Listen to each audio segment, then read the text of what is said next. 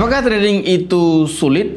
Apakah trading itu sangat-sangat rumit sekali seperti yang dijelaskan para pakar ataupun dijelaskan sama orang lain?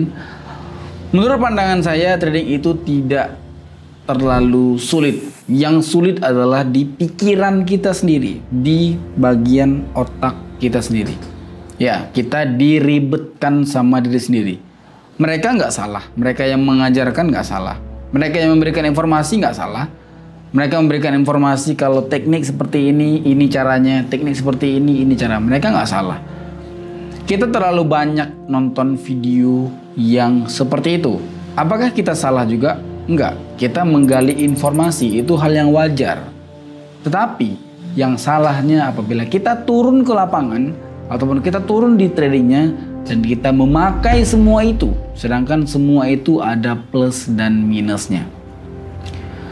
Tidak semua teknik itu dalam satu kerjaan dipakai semua, enggak. Misalkan kasusnya apa dulu, dipakai apa dulu.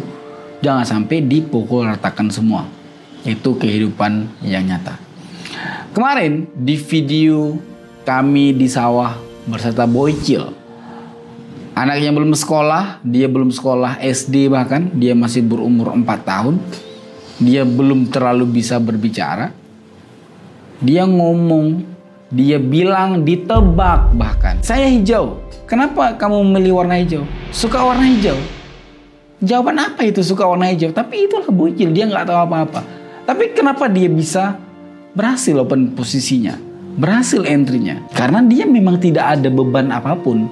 Kalau kita pakai teknik yang abang A, teknik abang B, teknik abang C dalam satu sesi, dalam satu permainan, dalam sekali kerja, itu tidak akan pernah berhasil sampai kiamat, nggak akan pernah berhasil.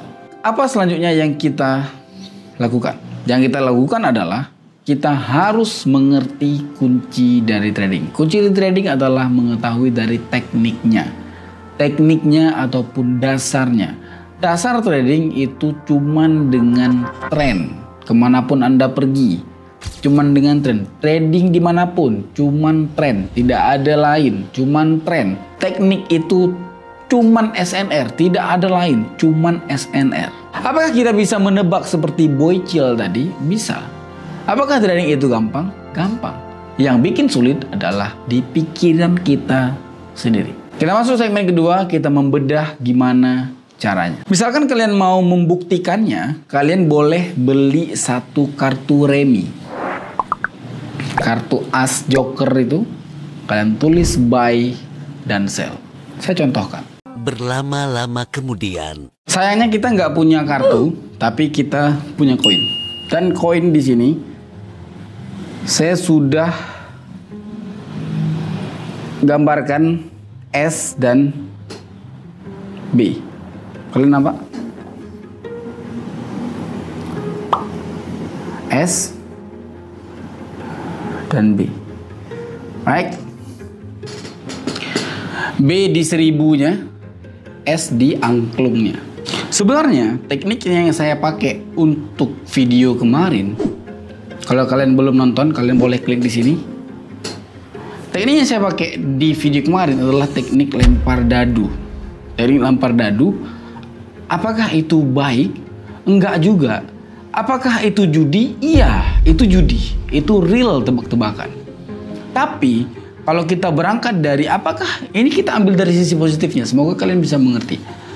Apakah itu kita bisa profit? Bisa. Semua orang bisa profit. Tapi nggak semua orang bisa konsisten. Oke? Kita contohkan. Kita lempar dadunya, kita putar dadunya ya. Kita lempar. Kita lempar dadunya. Kita lempar dadunya ya.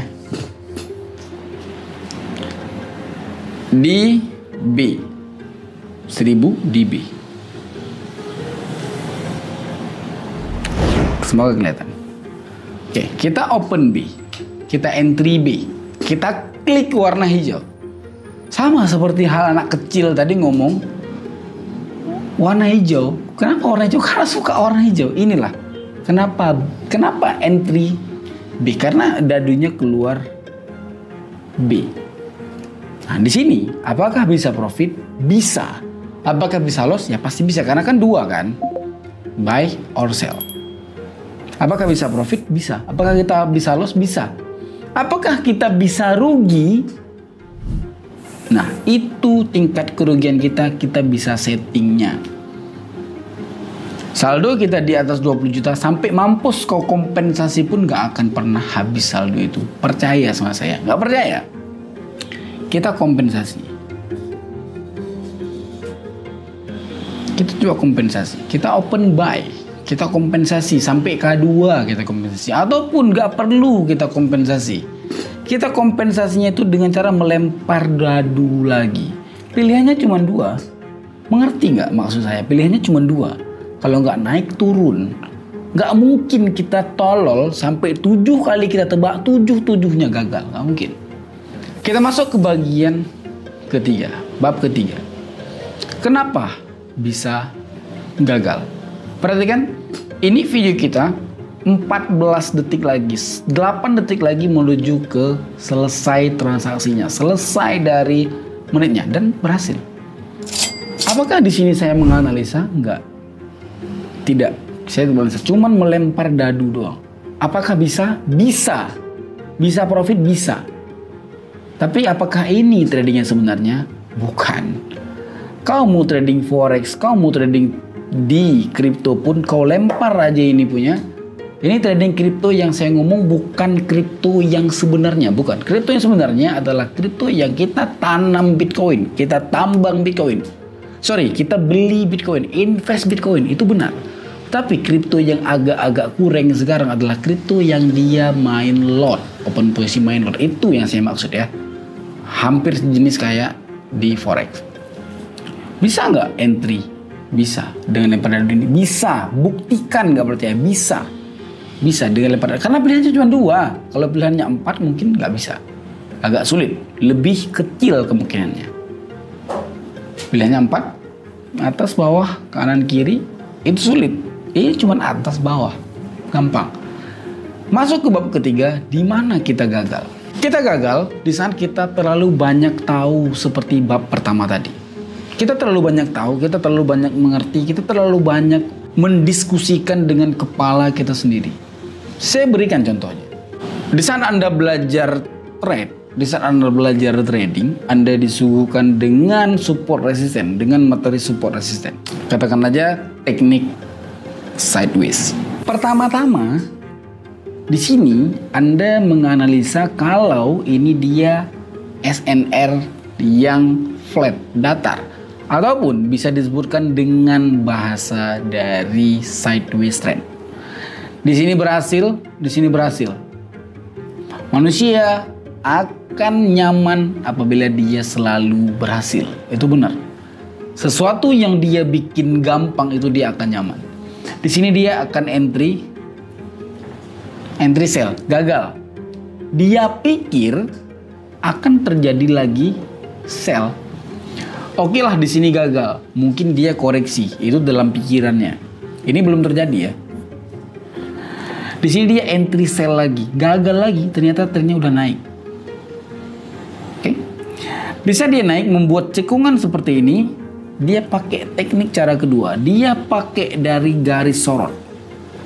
Garis sorot, dia main SNR yang mereng. Di saat ini sudah ditembus, dia akan kompensasi terus-terusan. Artinya apa? Yang tadi profit di sini gagal di ujung. Gara-gara di kompen tadi kan, dia tidak mau ngalah dengan market. Dia tidak mau ngalah dengan apa yang sedang terjadi. Dia nggak mau ngalah. Itu fakta trader, Pak. Anda dimanapun Anda trading, ini fakta. Ini sama juga seperti Anda yang trade. Oke, dipasang garis sorotnya. Oke, di sini karena dia sudah terlalu banyak tahu, di sini udah terjadi double bottom. Padahal SNR juga, cuman diganti-ganti nama aja. Di sini lagi kadang-kadang kan, di sini ada lebih tinggi sedikit. Nanti namanya HNS, entry-nya berbeda. Yang tadi belum selesai, yang gagal tadi di sini belum selesai. Ngerti maksud saya nggak? Yang tadi itu belum selesai, udah ada teknik baru. Sedangkan ini aja belum selesai ini. yang pakai garis sorot berkas sinar. Dia pakai itu belum indikator, ya, belum indikator yang dia gunakan. Dia menggunakan indikator RSI, SMA, ada korelasinya di sana, cara terjadinya ada, dia mengerti. Nanti bertabrakan dengan, oh ini HNS, Anda mau open posisi apa? Anda salah terus-terusan seperti itu, Pak. Sulit. Trading itu sulit gara-gara pikiran kita sendiri. Apakah saya pernah gagal di trading? Pernah. Saya sebulan sekali itu kadang-kadang ada. Sebulan sekali, 2 bulan sekali itu pasti ada. Yang saldonya bisa habis. Ada. Nggak semua orang itu yang bisa trading itu bisa every time, every day dia profit, itu nggak bisa. Market bukan punya bapak kita bisa gerakkan, bukan. Minimal kita itu meminimalisirkan dari kerugian. Mungkin gitu aja yang saya sampaikan. Ada berhubungannya dengan video kemarin, video anak kecil kemarin. Kenapa seorang anak kecil itu bisa open posisi dan bisa profit? Karena dia nggak mikir apa-apa.